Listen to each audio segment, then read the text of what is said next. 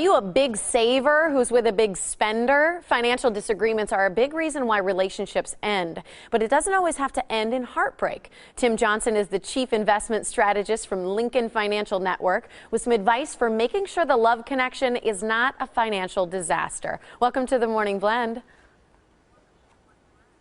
Happy to be here, Tiffany.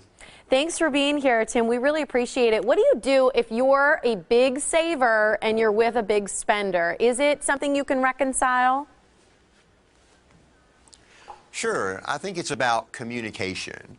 Actually, being a saver is a good thing, but being a hoarder or a miser and not having what you need now at the, because you're saving for the future, that's not necessarily a good thing.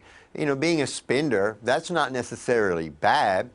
People need to spend money. All money will be spent eventually, I suppose. So the idea is to be responsible on both ends, to be a steward of that wealth and your relationship. So hopefully you could meet in the middle and be stronger, together than you are separately.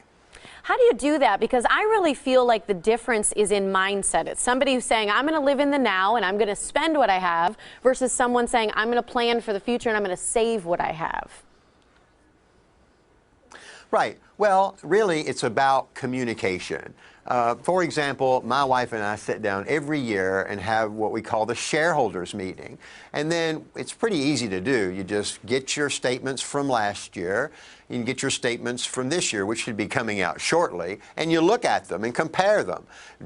How much money did we make? How much money did we save into our 401ks or IRAs? And how much do we have now? Then you can look at it and say, are we on the right road?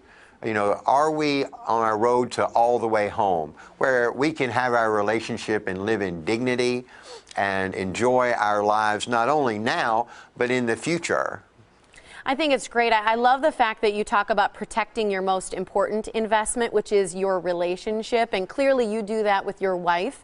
When people are thinking about proposing this Valentine's Day, is there anything they need to know about getting those financial secrets out or anything like that before popping the question?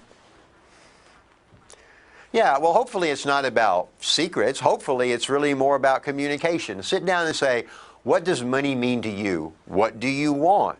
If, both of them are starting out and don't make a lot of money, they want to retire in 5 years to a villa in Rome, that's a bad thing. We have a problem here. So talk about how much money you make, how much money you owe, what your goals are to the future, so you can start that reasonably. And if people want more information, they can go to lfg.com/love-and-money for more resources.